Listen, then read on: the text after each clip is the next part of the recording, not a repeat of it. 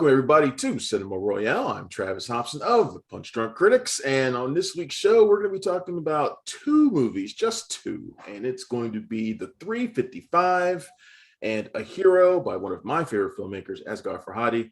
And joining me, as you can see on the other side, is Roxana Hadadi, who you're Vulture now, right? Vulture Yes. TV critic, and I'm proud to say a former member of the Punch Drunk Critics.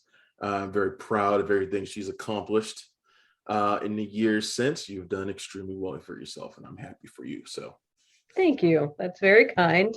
And yeah, proud alum, PDC. You've done some great stuff, and you're one of the few people I actually read. So there you go. Oh, thank you. All right, so let's start off talking about The 355. This is a movie that, and I need to stop doing this because every time I get excited for a movie, it turns out to be crap. Like Don't do it. It's the curse. I know it sucks. Like Yeah. 9 or whatever, all this sort of stuff. Triple Frontier, anything with triple in it. Triple Frontier. Okay. Triple Frontier was like a million times better than this movie. Yeah. Triple Frontier is like a good movie, I think, let down by a bad ending. This is just an overall mediocre. Triple Frontier isn't even a bad movie. It is fun. It's just when you look at from where it began to where it ended, you can't help but be a little disappointed at like the potential that was wasted there.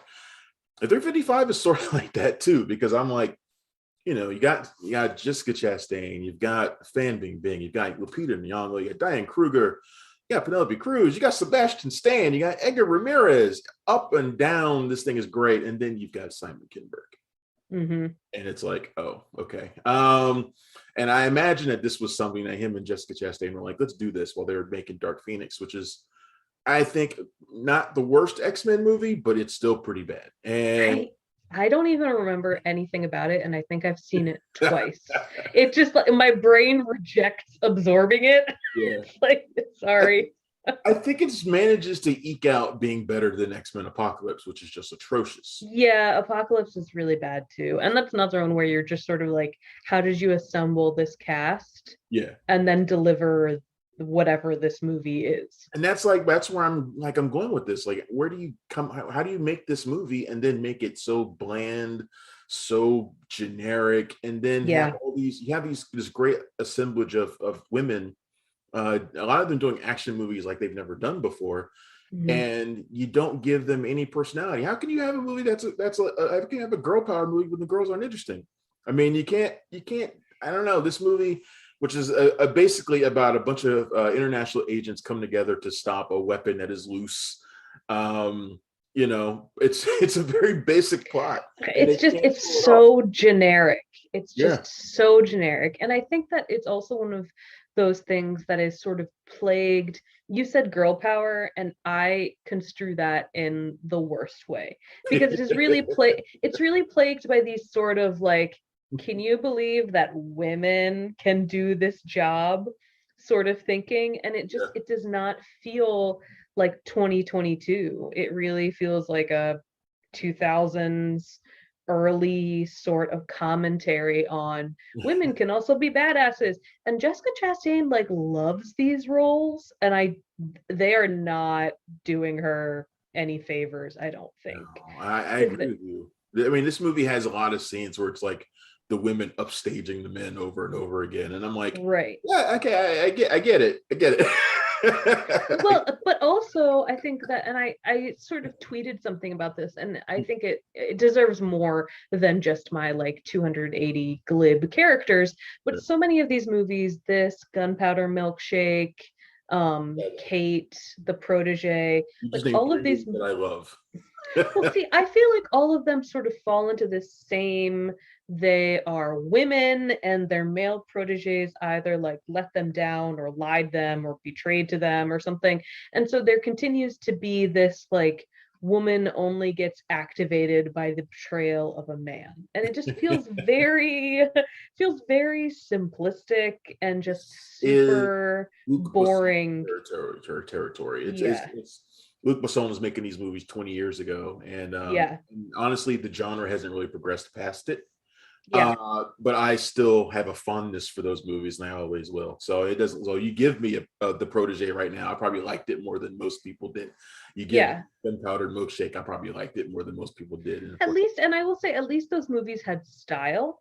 You know, like Maggie Q, this is what she does. Like the Protege survives. I sat in a room with her. And you survived? I barely. Yeah. I was within arm's reach of her, man. And I was like, I might get out of here. I might, or I might not. But yeah, I mean, she is someone who can carry an action film. Like Mary Elizabeth Winstead has really become that kind of person. But this movie felt so let down also by the action scenes, which did not really come together in an exciting way. Yeah. There's this huge set piece in Morocco, because these movies always have a set piece in Morocco. And there's just nothing that I can really point to as even being redeeming enough to like watch on TNT in a few years. It's not like fun bad. It's just kind of it's just bland. It's boring. And at this point, because I think that one of the things that befell Dark Phoenix said, it was very, very bland also. And I'm starting to just think, Simon Kinberg, maybe he should just stick to producing stuff. Yeah. Occasionally writing something. But I behind the camera, he's done nothing to excite me. And the 355 is a movie that deserves to be better. I don't even blame the actors in it. I think for the most part, they're fine. They just don't have anything to do. And I even felt bad for the guys. I mean, Sebastian Stan, he basically had a cup of coffee in the movie. I mean, why was he even there? Edgar Ramirez. I mean, I feel like he is let down more because there's a suggestion that he's going to be, like the guy that is evading them with this MacGuffin of a terrorist attack thing. Just Chastain calling up all her friends, and it was like in my review, I equated it to one of those Adam Sandler vacation comedies where he just dials up his friends and they go on vacation to Hawaii and somebody shoots it and they call it a movie. Maybe. That's kind of what this felt like. Maybe. But I mean, was this filmed and held? Like, when was this movie made?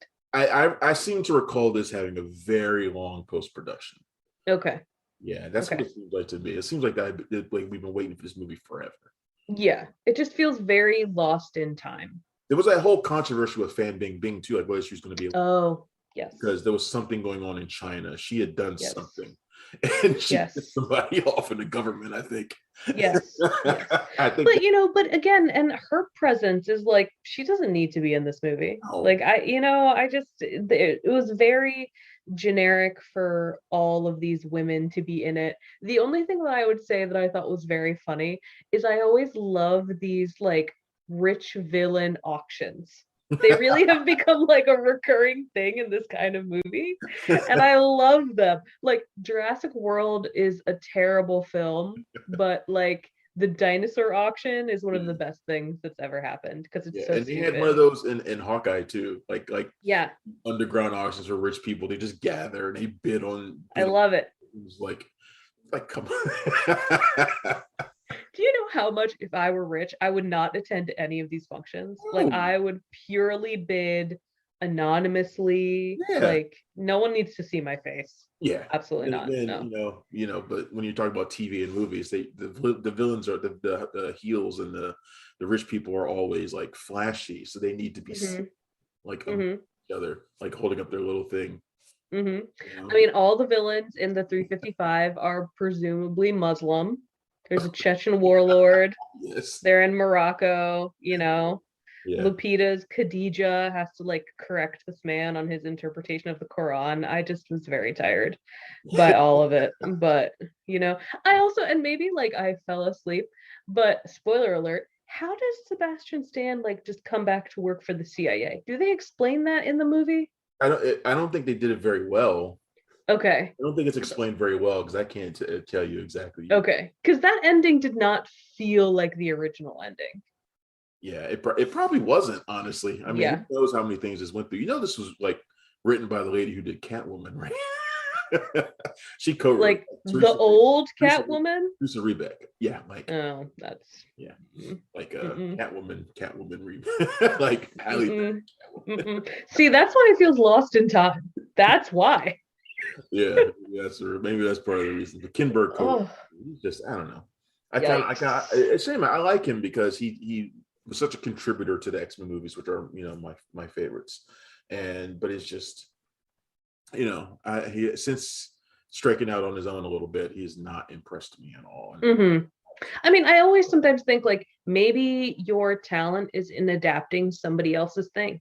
Mm-hmm. Like maybe your thing isn't the original thing. And sometimes I think that like Hollywood people sort of forget that. I feel like him and Chastain are developing something else too. Like I feel like I've heard that somewhere. So okay, well, good luck to them, because this was not good proof. 55. Let's talk about a hero. Yeah. Who directed this again? Who's some guy? Some guy. You know, who knows? Did you get to talk to him, by the way? Did you get to talk to Asghar Farhadi? I'm talking to him tomorrow. I am very excited, very nervous. Now where does he rank on your scale? Is he above or below Irfan Khan? That's a very good question. I mean, I think they are probably pretty similar, because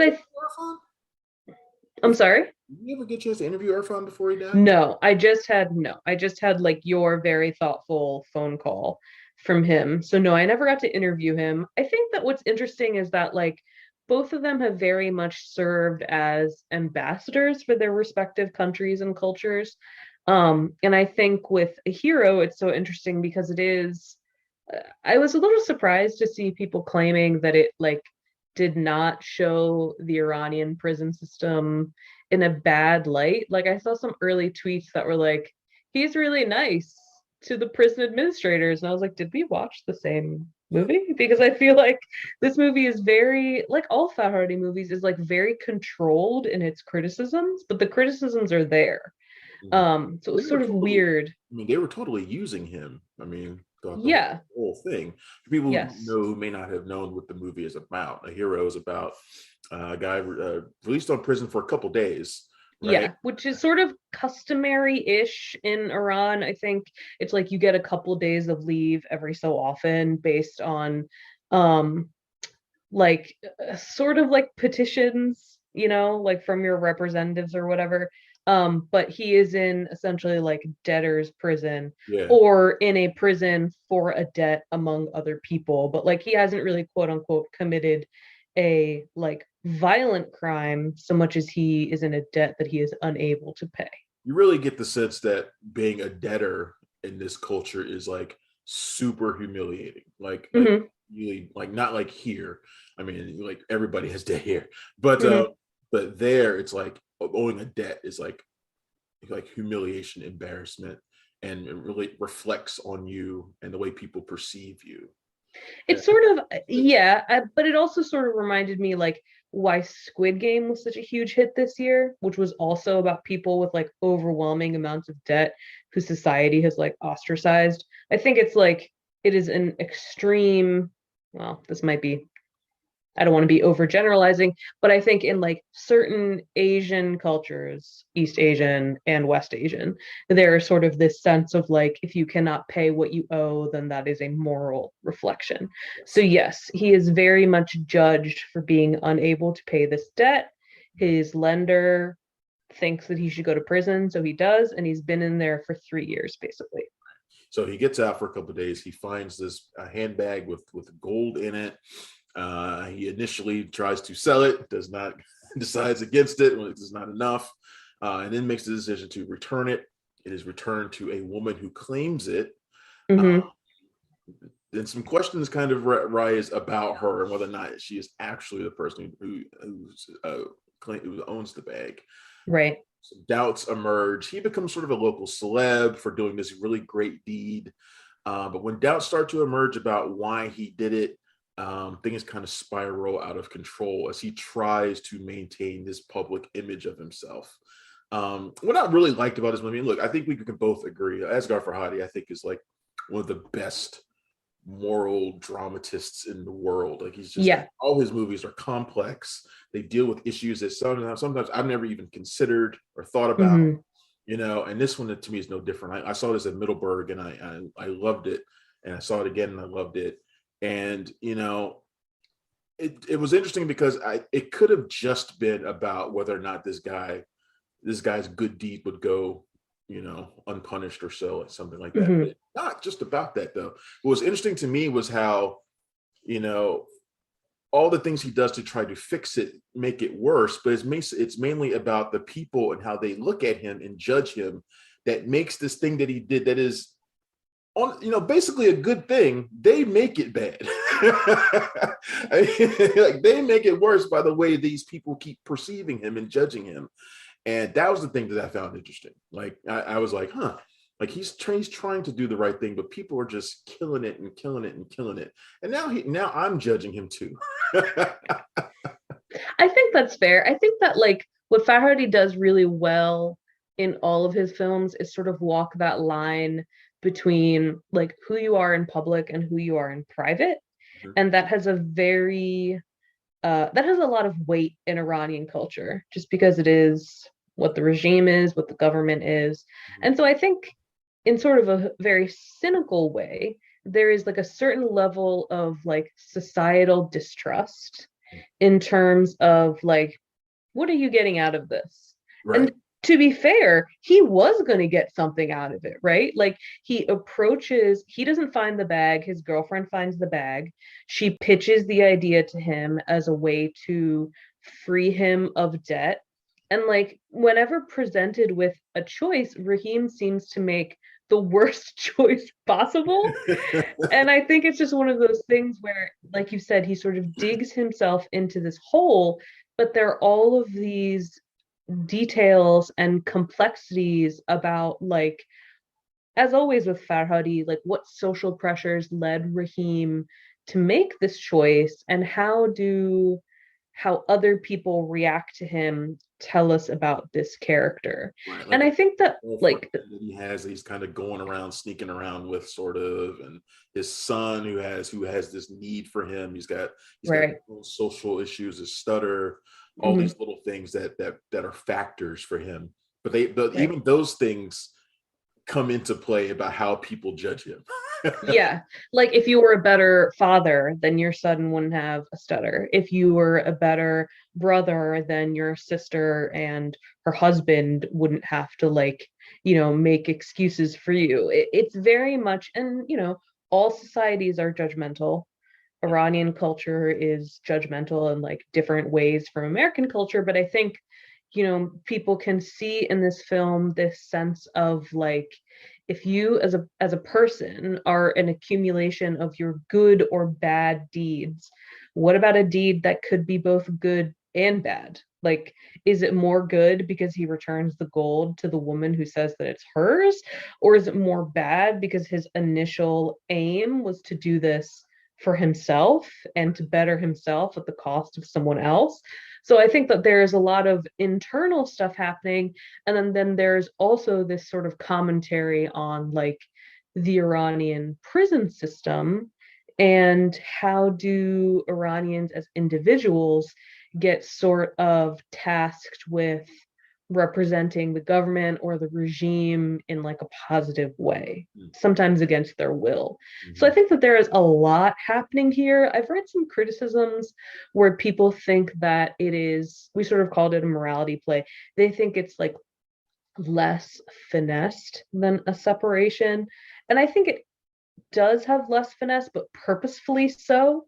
Like, I do think that Farhadi is trying to say something here about, like, sort of the intractability of Iranian identity, and like the sort of corners that you get backed into because of oppressive systems, that I'm not sure all of his other films have that. I just don't think that it's as blatant as this film is, and I think that's on purpose. I think it's on purpose too, but this is also a different type of movie too, with a different type of lead character. Like, Raheem to me could almost be like, I could see him as a con man in another life. Like, like, he has this smile that in the beginning you're like, yeah, it seems genuine, and then kind of later on you're kind of like, this smile doesn't seem so genuine anymore. It kind of seems a little sketchy.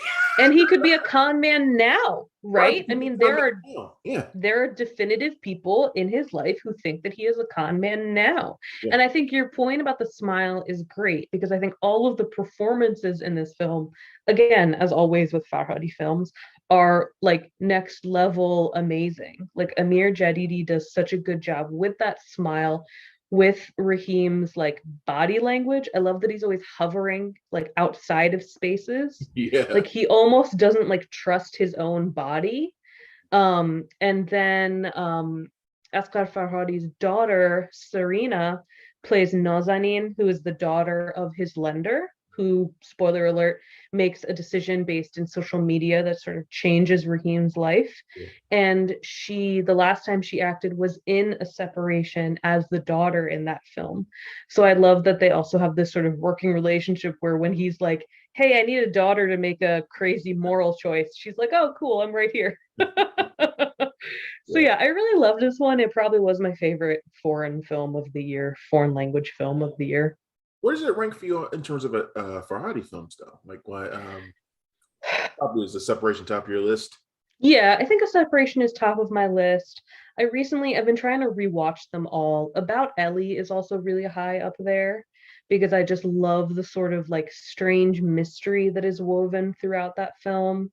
And I recently rewatched The Salesman, which I both like and also probably makes me the most like sick to my stomach because the final third act of that film goes to such a like revenge place that isn't really violent but is deeply upsetting. So I would say this is probably above The Salesman and below A Separation and About Ellie, but it's not like you have like a bad Farhadi film, right? And the past is so good. I don't know, Travis. I can't answer. I don't know. What about for you? Separation is definitely my top. Mm-hmm. I think The Past is my second favorite. It's so good and so underrated. Like nobody talks about it. Yeah, I think The Past is for me. You and I talked about that years ago. So, Mm-hmm. and I think this is probably third for me. I Okay. really like this one. I think because it's a little bit more gritty because of the character, and Mm-hmm. I like that sort of con man aspect to it. That's sort of Mm-hmm. to me. So I think that's probably why this one ranks so high for me. But yeah, I'm glad you liked. I figured you would. Yeah. I'm glad that I want people to go and check this movie out because, like I said, I saw it months ago, and it was the one movie I didn't review at Middleburg because it was the one I wanted to think about the most. So Mm-hmm. around to it, so that's why I wanted to watch it again, and I'm glad I got to do that. So, well, Rocky, this has been fantastic as always when we get a chance to chat. Tell people a little bit about what you got coming up, what you've been doing, any projects you got coming up, and where they can find you on social media. Sure. So I am now a part of Vulture's TV criticism team. So you can find my stuff at Vulture. I've been writing about Yellow Jackets, Did you get that jacket? Did you buy it? No, but it's in the cart. So I'm writing about Yellow Jackets, which the season finale of that is next week. It's very fun and gross. You should catch up on that. And I also reviewed the second season of Righteous Gemstones, which is a show I love very much. We're talking about con men. And that premieres tonight. If you're listening to this, it is Sunday, January 9th. So you can find my stuff at Vulture. You can find me at Twitter at Roxana_Hadadi. Right. Thanks a lot, Rocky. This has been fantastic. I appreciate it. We have to do it again. Thanks, man. Got to come back soon. Yes. Talk about some TV because I don't get to watch that much TV that doesn't have wrestlers in it. Although I have been watching Succession. Second season of Righteous Gemstones has wrestlers in it. Ooh. So yeah. Danny McBride gets suplexed because if he does, then I'll watch it. There's like a whole backstory about like the Memphis wrestling scene, which I guess is like its own thing, which I didn't know about, but it has like sort of an interesting through line throughout the season. Okay, yeah, I'm watching Succession now. That's my thing. Can't go wrong. I'm on season 2, so I'm still got a ways to go. Nice. But this has been great. Thanks again, Rocky, for joining me. This has been Cinema Royale. I'm Travis Hobson. You can find me every day at punchdrunkcritics.com, on social media at Punchy Critic, and you can find Punch Drunk Critics at PDC Movies. Thanks again. We'll see you next time. Bye. Thanks for checking out the show. If you like what we're laying down, please subscribe to our channel and click the bell to receive notifications for all of our latest stuff.